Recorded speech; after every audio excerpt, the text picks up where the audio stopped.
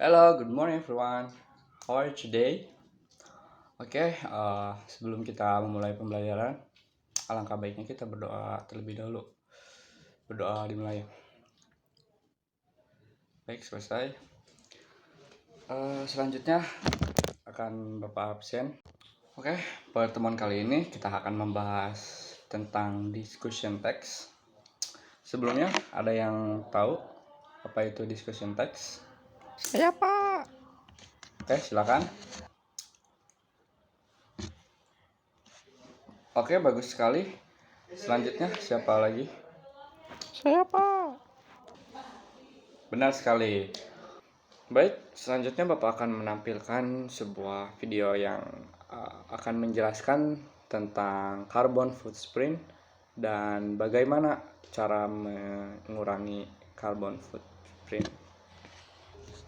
Kalian simak videonya baik-baik dan setelah videonya selesai Bapak akan bertanya tentang bagaimana dan apa yang kalian dapat dari video-video tersebut.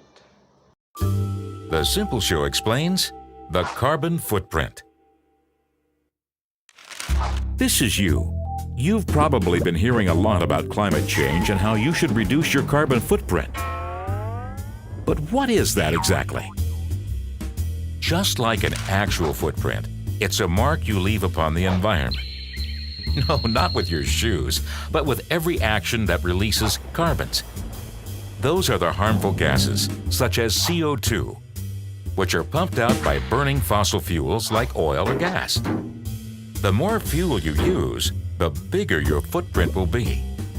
You may think that by driving your car, the only carbons you release come from the engine, but no. Consider the carbons that are emitted just to get fuel into the tank. From the energy needed to extract the oil from underground, the pollution caused by transportation and refinement, to the final delivery to your local petrol station. Not to mention the CO2 released by manufacturing your car in the first place. More than you thought, huh? So unless you live in a cave, you and everything you own has its own carbon footprint. Read a book? Printing and distributing. It uses energy. Brush your teeth, and your utensils will have a history in a factory. Even something as basic as an apple could have traveled hundreds or even thousands of polluting miles to end up in your local supermarket. You see, it's pretty much impossible to leave no carbon footprint behind, but that's no reason to stop trying. Think about your actions and choices, and you'll be able to reduce your personal mark after all. That's how you really put the boot into climate change.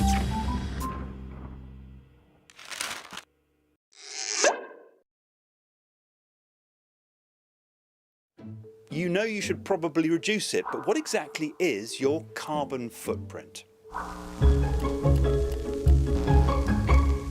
A carbon footprint refers to the total amount of greenhouse gases released into the Earth's atmosphere as a result of the activities of an individual or an organisation. Remember, greenhouse gases trap heat inside the atmosphere, and that's overheating the planet. So if you want to work out your own carbon footprint, you need to know the amount of greenhouse gases, like carbon dioxide, you're responsible for creating. It's a difficult thing to measure precisely, and there are different definitions about how best to calculate it. But roughly speaking, there's the direct impact of using energy when we travel or to power our homes. And there's the indirect impact of the energy that's used to create all the things we use or consume. In the developed world in particular, transport is a big part of your carbon footprint. Cutting down on the use of petrol or diesel cars and taking fewer flights is one of the most effective ways of reducing it. The place you live also contributes to your personal footprint. It's important to make sure your home is heated or cooled efficiently and is well insulated.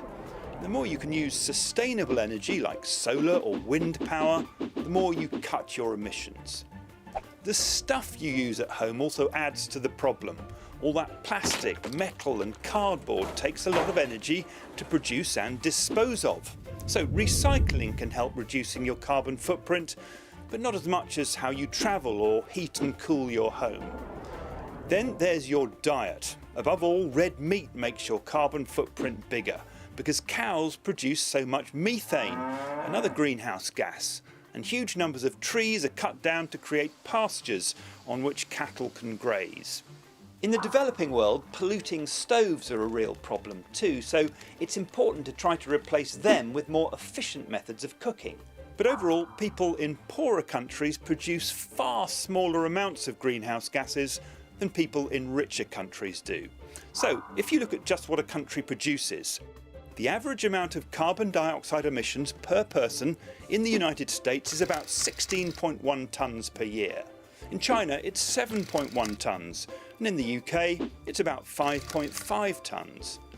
But in the Democratic Republic of Congo, it's only 0.03 tonnes, while in Qatar, which has a really small population but produces so much oil and gas, it's 38.6 tonnes.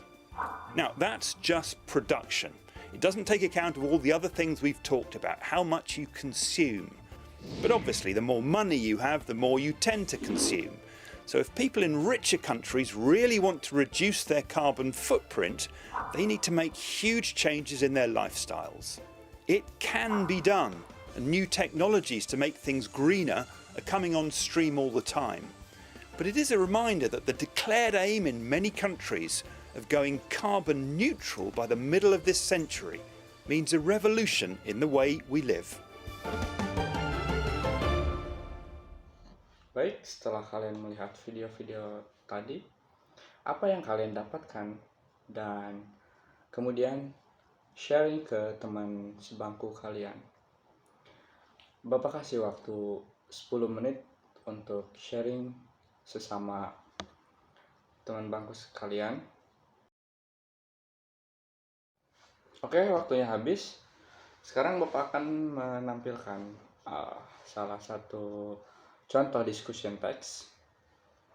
Dan Bapak minta untuk kalian membaca dan mengidentifikasi teks tersebut.